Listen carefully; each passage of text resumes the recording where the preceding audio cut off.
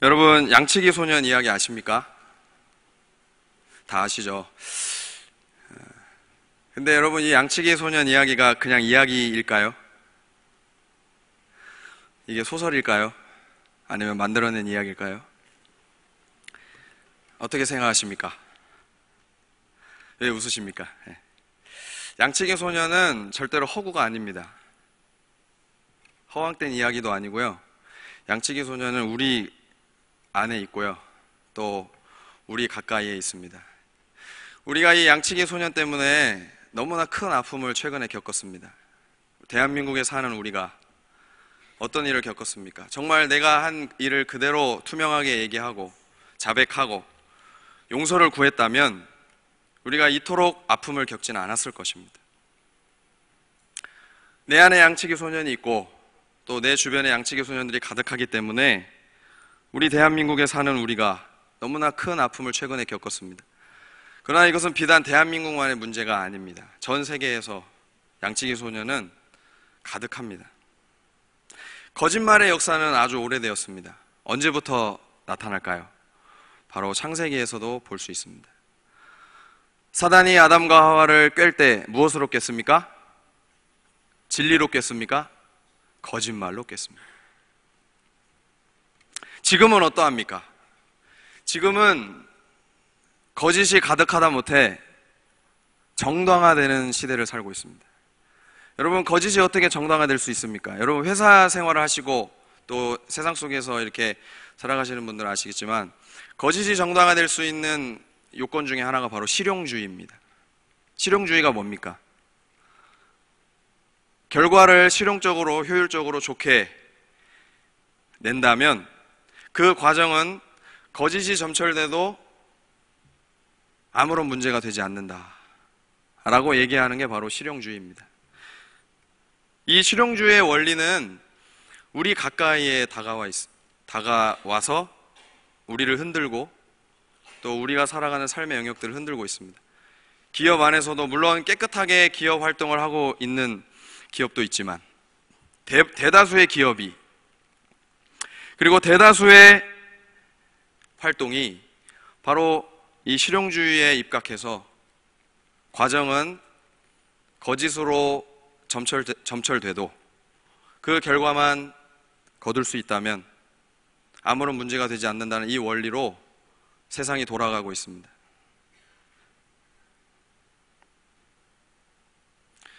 그런데 이 거짓말은 우리 아이들에게도 존재합니다. 아이들도 거짓말에 자유로울 수 없습니다. 여러분, 아이를 키워보신 분은 아시겠지만 부모가 거짓말을 가르치는 부모가 어디 있겠습니까? 물론 이제 학교나 어린이집을 다녀가지고 이렇게 배워올 수도 있고 하지만 친구들하고 이렇게 어울리면서. 근데 희한하게 잘합니다, 거짓말. 아주 논리적으로. 이게 언제 거짓말을 잘합니까? 위기에 봉착했을 때. 그 위기를 모면하기 위해서 거짓말을 합니다. 이게 뭡니까? 실용주의입니다. 내가 원하는 결과를 얻기 위해서 그 거짓된 과정을 거쳐서라도 그 위기를 모면하고자 하는 어린 아이들에게도 이 실용주의가 있는 것입니다. 그렇기 때문에 이 거짓의 문제는 남녀노소를 불문하고 그리고 국적을 불문하고 시대를 초월해서 누구의 문제입니까? 모든 죄인들의 문제입니다. 왜냐하면 죄가 우리에게 들어올 때 죄가 우리에게 들어왔던 그 통로가 바로 거짓이었기 때문입니다. 이러한 상황에서, 이러한 시대에서 그리스도인이 구계명대로 사는 것은 굉장히 쉽지 않은 일이고 처절한 몸부림이 필요한 일이 바로 이 구계명의 요구대로 사는 길입니다. 우리가 읽은 본문 말씀에서 주목해야 될 표현이 있습니다. 그것은 바로 증거라는 말입니다. 증거. 거짓 증거하지 말라라고 이렇게 말씀하셨는데 여기서 이 증거라는 말은 원어로 보면은 증인이라는 뜻도 있습니다. 증인. 그러니까 이 출애굽기 20장 16절 구계명은 1차적으로는 어떤 의미냐면요, 법정에서의 의미입니다. 그러니까 법정에서 위증을 하지 말라라는 말씀입니다. 실제로 하나님은 이 법정에서 위증하는 문제를 굉장히 심각하게 다루셨습니다. 그래서 우리가 읽은 출애굽기 20장에서 좀 더 뒤로 가면 23장에 보면은 출애굽기 23장 시작을 이렇게 하십니다. 1절에서 3절입니다. 너는 거짓된 풍설을 퍼뜨리지 말며 악인과 연합하여 위증하는 증인이 되지 말며 다수를 따라 악을 행하지 말며 송사의 다수를 따라 부당한 증언을 하지 말며 가난한 자의 송사라고 해서 편벽되이 두둔하지 말지니라 라고 재판에서의 위증을 강력하게 금지하십니다. 근데 하나님께서 이 위증을 금지만 하신 것이 아닙니다. 또 무엇도 말씀해 주셨냐면 만약 이것을 어겼을 경우에 어떠한 처벌이 내려질 것인가. 그러니까 단순하게 금지만 하셨다면 그 경고가 강력하지 않을 것입니다. 그런데 이 금지의 내용과 함께 이것을 어겼을 경우에 어떠한 처벌이 내려지는가를 함께 말씀하심으로 그 경고의 파워를 더 높이셨습니다.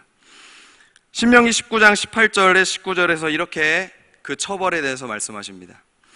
재판장은 자세히 조사하여 그 증인이 거짓 증거하여 그 형제를 거짓으로 모함한 것이 판명되면 그가 그의 형제에게 행하려고 꾀한 그대로 그에게 행하여 너희 중에서 악을 제하라. 위증을 함으로 그 사람에게 행하려고 했던 그대로 똑같이 처벌을 해라 라는 것입니다. 그러니까 위증을 함으로 만약에 그 사람을 내가 죽이려고 했다, 사형에 처해지는 판결을 받으려고 이렇게 모함하려고 했다, 그러면 어떻게 된다는 겁니까? 똑같이 사형에 처해진다는 것입니다. 이건 어마어마한 경고의 말씀입니다. 그런데 하나님께서 이렇게 어마어마한 경고의 말씀을 하신 이유는 구약시대의 이스라엘의 재판과 지금의 재판이 차이가 있기 때문이에요. 차이가. 구약시대의 고대 이스라엘의 재판과 그리고 지금 현대시대의 재판과의 가장 큰 차이점이 무엇입니까?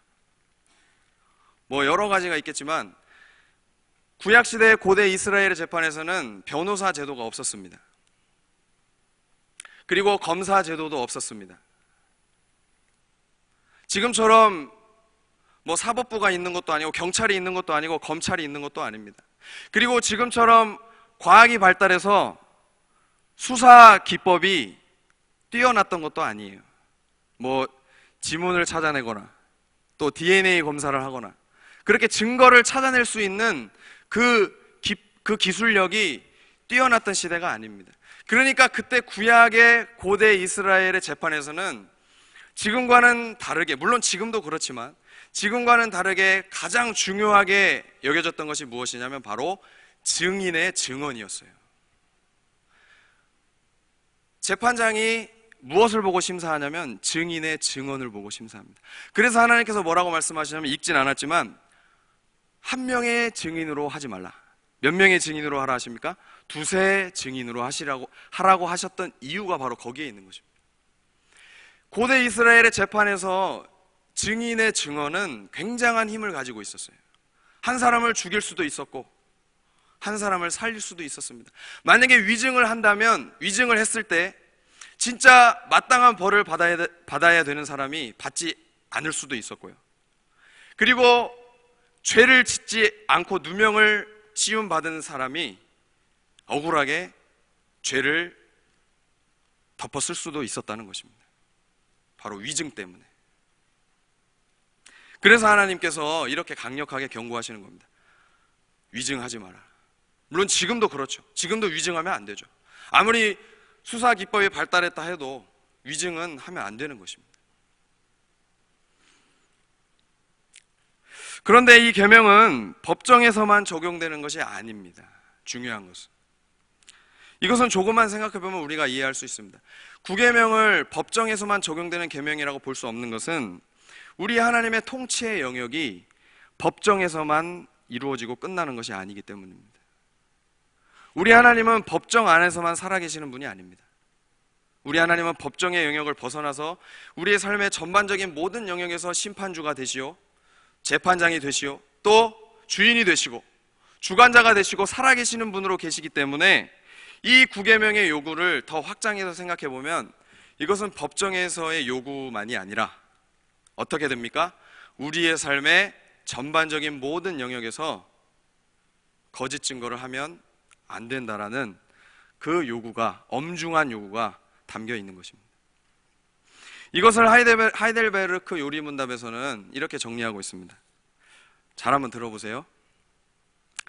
어느 누구에도 거짓 증언을 하지 않고 다른 사람의 말을 왜곡하지 않고 뒤에서 헐뜯거나 중상하지 않으며 어떤 사람의 말을 들어보지 않고 성급히 정죄하지 않으며 다른 사람이 성급히 정죄하는 데에도 참여하지 않기를 원하십니다. 오히려 하나님의 무서운 진노를 당하지 않기 위해 본질적으로 마귀의 일인 모든 거짓과 속이는 일을 피해야 합니다. 법정에서나 기타 다른 경우에도 진리를 사랑하고 정직하게 진실을 말하고 고백해야 하며 할 수 있는 대로 이웃의 명예와 평판을 보호하고 높여야 합니다. 라고 우리의 삶의 전반적인 영역에서 그 거룩한 요구를 확장해서 말씀해 주십니다. 그런데 이 말씀을 누구에게 하셨느냐가 중요합니다. 여러분, 이 9계명의 이 말씀을 누구에게 지금 하고 계십니까?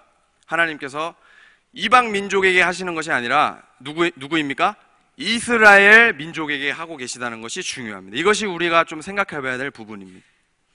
이 말씀을, 이 요구를 불신자에게 하지 않고 신자에게 하고 계시다는 겁니다. 신자는 누구입니까? 바로 하나님의 자녀죠. 하나님의 자녀. 그러면 우리는 여기서 이 질문을 던져봐야 합니다. 왜 하나님은 불신자에게가 아니라 하나님의 자녀, 하나님의 백성인 신자인 그리스도인들에게 왜 이 9계명을 요구하고 계시는가? 굳이 왜 신자에게만 이것을 요구하시는가? 이것을 우리는 생각해야 합니다. 이것은 하나님이 어떤 분이시고 사단이 어떠한 존재인지를 생각해 보면 금방 알 수 있습니다. 여러분, 하나님이 어떤 분이십니까? 민수기 23장 19절 상반절에서 하나님을 이렇게 소개합니다. 하나님은 사람이 아니시니 무엇을 하지 않으십니까? 거짓말을 하지 않으신다. 분명히 말씀하십니다. 하나님은 거짓말을 하지 않으시는 분입니다. 그런데 이 하나님의 하나님 되심을 성경 곳곳에서 창세기에서부터 요한계시록까지 하나님이 참되신 분이시요 거짓이 조금도 없으신 분이신 것을 창세기에서부터 요한계시록까지 구구절절히 선포하고 있다는 것이 중요합니다. 하나님은 거짓이 조금도 없으신 참되신 분이십니다.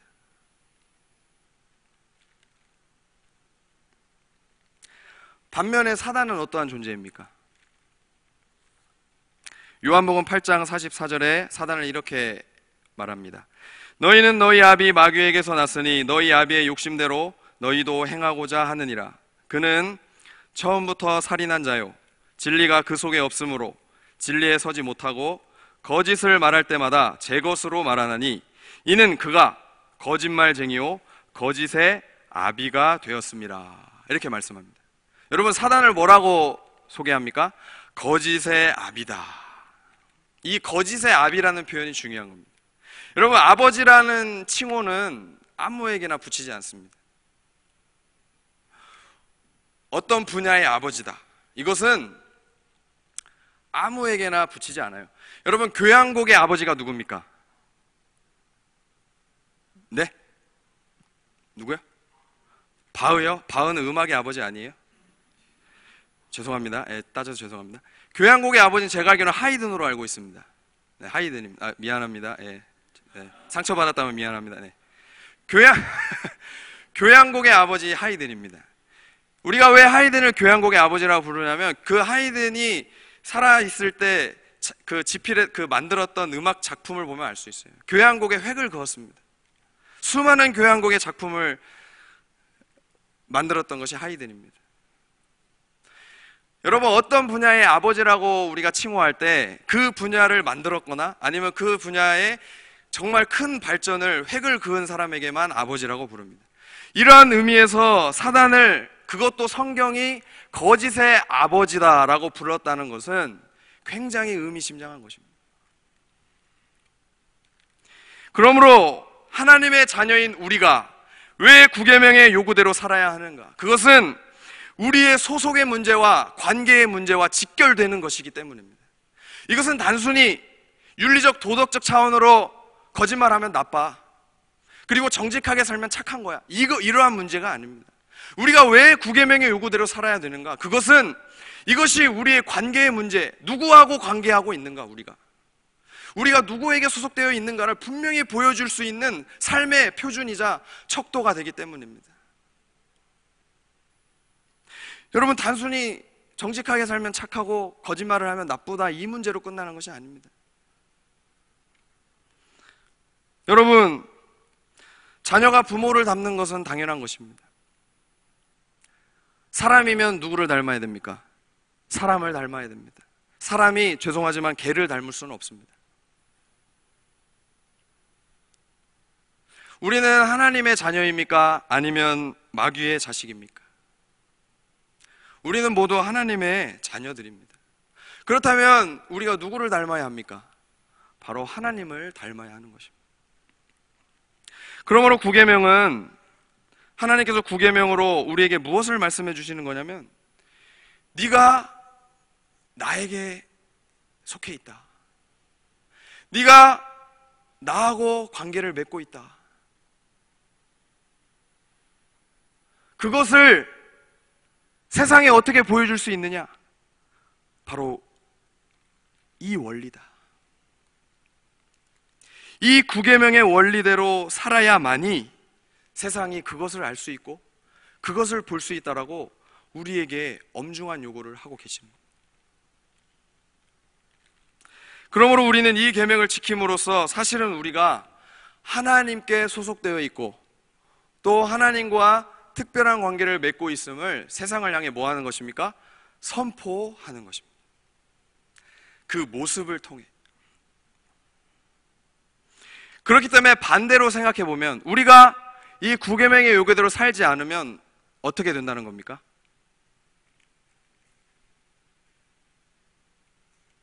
세상을 향해 하나님을 잘못 보여줄 수 있다는 거예요.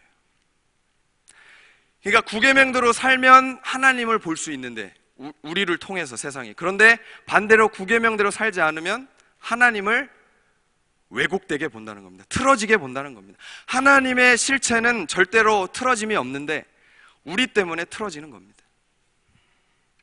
여러분, 한국교회가 왜 이렇게 비탄을 받고 있습니까?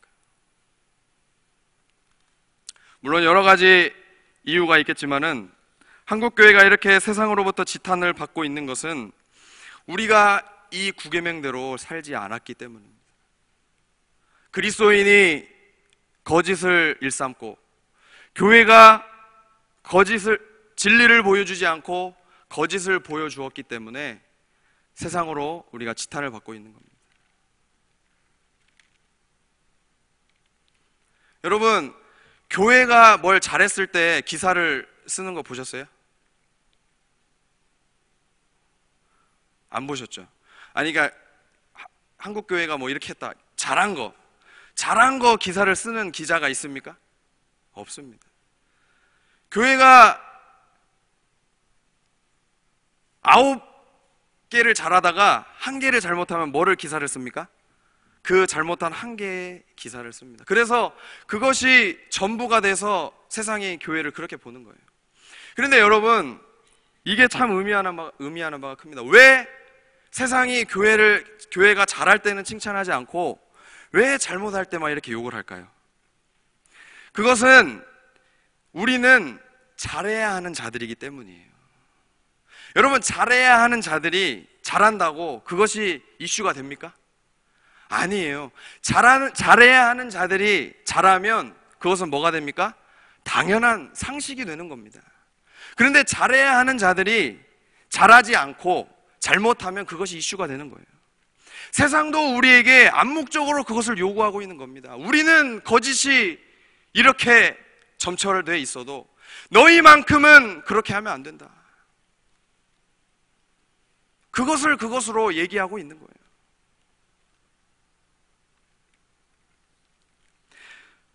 한국교회가 회복해야 됩니다. 무엇을 회복해야 되냐면 정직을, 진리를, 진실을. 그러니까 한국교회가 회복해야 된다는 것은 그 안에 누가 포함되어 있습니까? 바로 우리 자신들이 포함되어 있는 거예요. 따라서 우리는 이 소원을 품어야 돼요. 무슨 소원을 품어야 되냐면 구계명대로 살고 싶다. 물론 우리가 아직 완벽한 상태가 아니기 때문에 그 영화의 단계로 나아가고 있는 그 과정에 있기 때문에 불완전하잖아요. 그렇기 때문에 우리가 구계명의 이 요구를 100% 충족시킬 수는 없습니다. 그러나 중요한 거는 그럼에도 불구하고 우리 안에 어떤 소원이 있어야 된다는 겁니까? 이 구계명대로 내가 살아내야 되겠다. 치열한 몸부림을 좀 쳐봐야 되겠다. 여러분, 이 구계명대로 사는 것은 정말 쉬운 일이 아닙니다. 말처럼 쉬운 게 아닙니다. 그런데 여러분, 하나님께서 왜 우리에게 십계명을 주셨습니까? 출애굽기 20장 2절에 십계명의 서문에 나오는 그 내용만 봐도 알 수 있어요. 하나님께서 우리에게 십계명을 주신 때가 출애굽의 이전입니까? 아니면 이후입니까? 출애굽 이전이 아니라 바로 이후입니다. 그것은 무엇을 의미하는 거냐면 우리를 심판하시려고 주신 게 아니라는 거예요. 그러니까 이런 거죠. 야, 내가 이렇게 내가 우리가 애들을 키울 때도 그러잖아요. 너 이렇게 해. 안 하면 너 맴매 맞아. 너무 표정이 리얼합니까? 하나님이 십계명을 주실 때 너 이렇게 안 살면 죽어. 이런 목적으로 주신 것이 아니라는 거예요. 만약에 그랬다면 출애굽 이전에 주셔야 돼요. 그러나 그것이 아니라 전적인 은혜로 우리를 구원하시고 살리신 이후에 주신 것은 내가 너를 구원하였기 때문에 세상을 향해서 네가 어떠한 존재인지를 좀 보여줘라. 제발. 그런 의미로 십계명을 주셨다는 겁니다. 여러분, 구원이 은혜임을 믿으십니까? 그러면 구원받은 이후에 삶에 나타나는 순종의 열매도 은혜라는 것입니다. 우리의 혼자 스스로의 힘으로 맺어낼 수가 있는 성격의 것이 아니에요. 여러분, 이것을 분명하게 보여줬던 인물이 성경에 나옵니다. 그게 누굽니까? 바로 베드로입니다.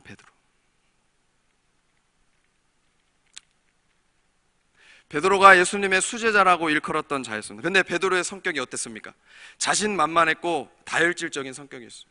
그래서 예수님께서 물 위로 걸어오셨을 때 어떻게 했습니까? 베드로가 주여 주시거든. 다른 제자들은 막 놀래고 있는데 주여 주시거든 저로 물 위로 걸어오라고 하시옵소서 해서 몇 발자국 걸어가다가 물에 빠졌죠.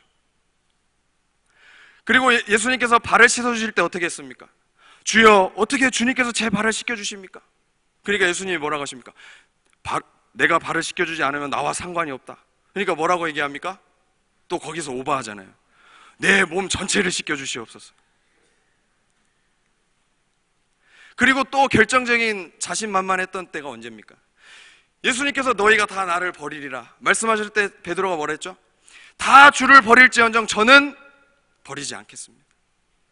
그랬던 그가 닭 울기 전에 예수님을 3번이나 거짓 증거했어요. 알았습니까? 몰랐습니까? 예수님의 수제자였어요. 그냥 제자도 아니었는데 모른다고 3번이나 거짓 증거했어요. 그랬던 그가 닭 2번 울기 전에 그의 절망스러운 모습을 철저하게 직면하고 밖에 나가서 심하게 통곡하고 절망과 소심함에 사로잡혀서 내가 어떻게 다시 주의 얼굴을 볼까? 그렇게 나약함에 소심함에 짓눌러 있던 자가 베드로였어요.